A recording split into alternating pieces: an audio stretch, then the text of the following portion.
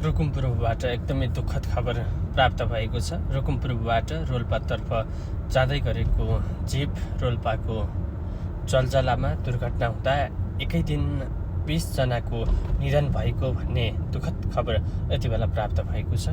रुकुम पूर्वका मानिस जलजला भ्रमणको लागि गएको भन्ने खुलेको छ। उनीहरू एकै घरका 7 जनाको समेत मृत्यु भएको अहिले प्रारम्भिक जानकारी आएको छ। यद्यपि उनीहरू सबैको शनाखत हुन भने बाँकी छ। अहिले रात परेका कारण भोलि बिहान थप उद्धारको कार्य हुनेछ भनेर प्रहरीले जानकारी दिएको छ। यति बेला जिल्ला नै शोकमा डुबेको अवस्था छ। मौसमको खराबी र त्यहाँको भौगोलिक सडकको स्थितिका कारण र क्षमताभन्दा धेरै यात्रु राखेका कारण यो सडकको दुर्घटना हुन सक्ने अहिले प्रारम्भिक अनुसन्धानबाट खुलेको छ। यद्यपि थप अनुसन्धान जारी रहेको प्रहरीले जानकारी दिएको छ।